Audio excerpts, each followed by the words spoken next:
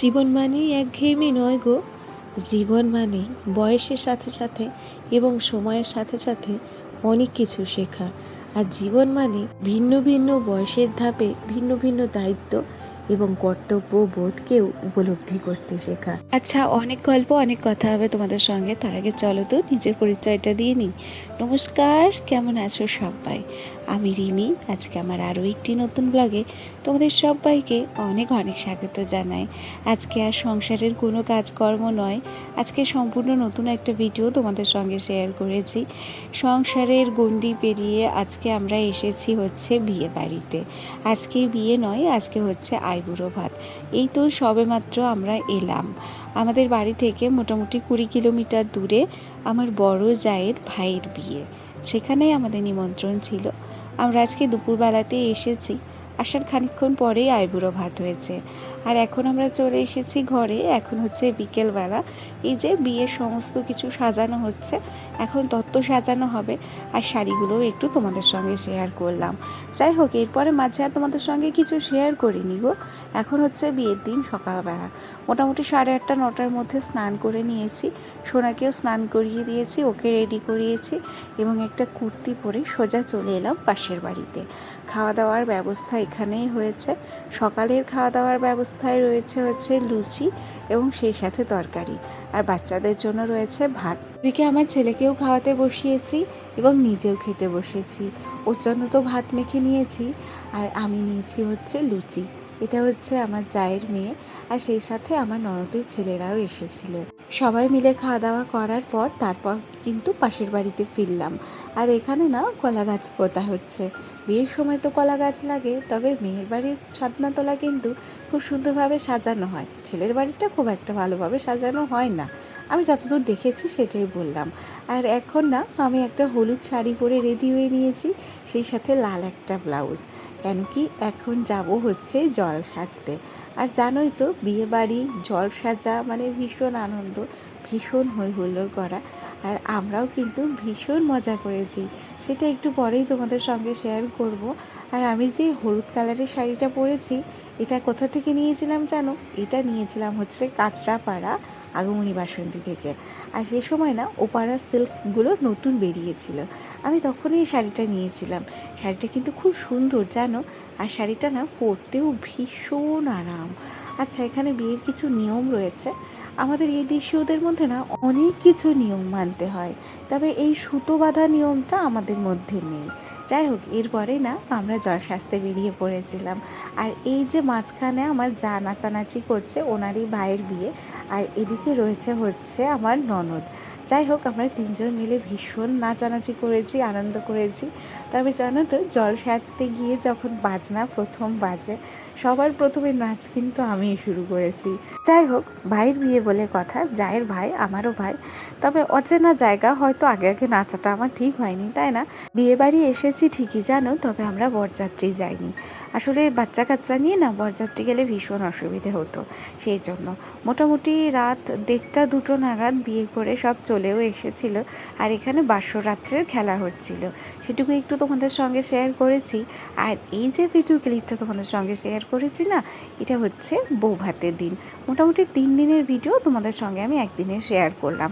আর ওদিকে না নতুন একটা নিয়ম দেখলাম, ওই দরজার সঙ্গে আম পাতা এবং গাঁদা ফুল ওরা না কীভাবে যেন সেট করে আর কি সাজানোর জন্য। আর এদিকে সামনের প্যান্ডেলটাও না ভারী সুন্দর সাজিয়েছে। আমার বিয়ের সময় না ফুলের গেট করেছিল, মানে ফুল দিয়ে গেটটা সাজিয়েছিল, তবে তখন এই আর্টিফিশিয়াল ফুলের চল উঠেছিল না।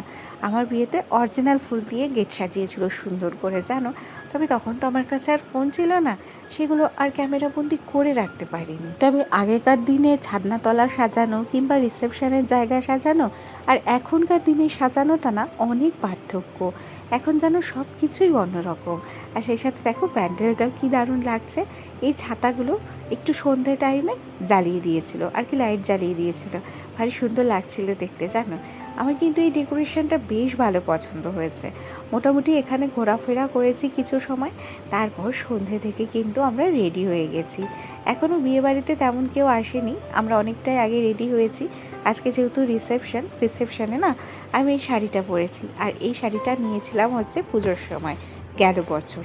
শাড়িটা আমার ভীষণ পছন্দের, আর সেই সাথে এই কালারটা না সবাই পছন্দ করে। যাই হোক, আমি কন্ট্রাস্টে একটা ব্লাউজ পরেছিলাম, কেন কি এই শাড়ির ব্লাউজটা আমি এখনও কাটাইনি, সেটা পরে কাটাবো। এখানে আমার যা ভাসুর সবাই রেডি হয়ে গেছে, ছেলেকেও রেডি করিয়ে দিয়েছি। আস্তে আস্তে লোকজন আসতে শুরু করেছে। এদিকে কফি স্টল বসেছিল, আর বসেছিল হচ্ছে ফুচকা স্টল। ফুচকা তো আমি খেয়েছি, তবে ক্যামেরা ধরে দেওয়ার মতো তখন কেউ ছিল না, সেটা আর তোমাদের সঙ্গে শেয়ার করা হয়নি। তাই এখান থেকে মোটামুটি 1 কাপ কফি খেয়ে আবার প্যান্ডেলের দিকে ফিরে এলাম। আর আস্তে আস্তেই দেখলাম যে কন্যাযাত্রীর লোকজনও কিন্তু ঢুকে পড়েছে, তবে ভিড় ছিল হালকা পাতলা, খুব একটা ভিড় বোঝা যায়নি, কারণ এই রিসেপশনের জায়গাটা অনেকটা জায়গা জুড়ে ছিল জানো। যাই হোক, অল্প অল্প করে লোকজনও আসছে, সেই সাথে কন্যাযাত্রীও আসছে। ওদিকে খাওয়া দাওয়ার প্যান্ডেলে খাওয়া দাওয়াও শুরু হয়ে গেছে।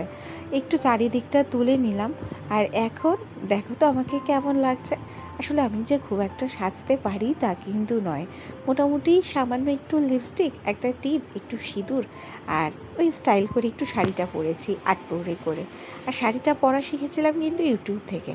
প্রথমে কোনো কিছুই পারতাম না, তবে মানুষ চেষ্টা করলে সব কিছু পারে। আমিও চেষ্টা করেছি, এবং এই কিছু না পারা মেয়েটাও এখন সব কিছু শিখে গেছে। শাড়ি পরা থেকে শুরু করে সংসারের কাজকর্ম সব কিছুই যেন এখন জলের মতো সোজা লাগে। আচ্ছা, ওখান থেকে এখন চলে এসেছি আমরা খাওয়া দাওয়ার প্যান্ডেলে। খাওয়া দাওয়ার প্যান্ডেলটাও কিন্তু দারুণ করেছে জানো। আর এখন তো এই প্যান্ডেলগুলোই হচ্ছে ট্রেন্ডিং। খাওয়া দাওয়ার সময় কোনো কিছুই শেয়ার করিনি, কেন কি একসাথে ছেলেকেও খাওয়াতে হয়েছিল। আর এখন আমি একটু চলে এসেছি ঘরের দিকে। এই যে এটা ফুলসজ্জার খাট, একবার খেয়াল করো এই ট্রেন্ডিং বিছানার চাদরগুলো কি দারুণ লাগে। আর সেই ট্রেন্ডিং বিছানার চাদর দিয়ে না এর খাটটাকে খুব সুন্দর করে সাজিয়েছে, ভারী সুন্দর লাগছে দেখতে। সেটাই একটু আমি তোমাদের সঙ্গে শেয়ার করেছি। আচ্ছা, এরপরে তোমাদেরকে চলো বউ দেখিয়ে নিয়ে আসি। তবে তার আগে একটা কথাও বলি, যারা এখনও ভিডিওটিতে লাইক করোনি, প্লিজ ভিডিওটিতে একটি লাইক করে দিও, কেন কি তোমাদের ছোট্ট একটা লাইক আর মিষ্টি একটা কমেন্ট আমাকে আরও নতুন নতুন বন্ধুদের কাছে পৌঁছাতে সাহায্য করবে। এই দেখো, এখানে বর বউ বসেও ছিল, সেটা একটু তোমাদের সঙ্গে শেয়ার করার পর এখন বউটা না নানান রকম পোজ দিয়ে ছবি তুলেছে, সেটাও একটু তোমাদের সঙ্গে শেয়ার করলাম। আর আমার ছেলেটাও ভীষণ দুষ্টুমি করছে আজকে, তবে আমাকে যে খুব একটা আজকে বিরক্ত করেছে তাও কিন্তু নয়। ওকে খাইয়ে দাইয়ে দিয়েছি, এরপরে না ভীষণ নাচানাচি হয়েছে, আর আমরাও না ভীষণ আনন্দ করেছি। আচ্ছা, আমি কোথায় নাচছি আমাকে দেখে কি তোমরা কেউ চিনতে পেরেছো? এখানে প্রচুর লোক নাচছিল, ভীষণ আনন্দ হয়েছিল। তবে এত আনন্দের মধ্যে না আমার বরকে আমি ভীষণ মিস করেছি। কোনো অনুষ্ঠানে আমরা দুজন কত সুন্দর একসঙ্গে নাচি, তবে আজারও ছিল না। চলো, আজকের ভিডিওটি কেমন লাগলো জানিও। আজ তবে আসি, টাটা।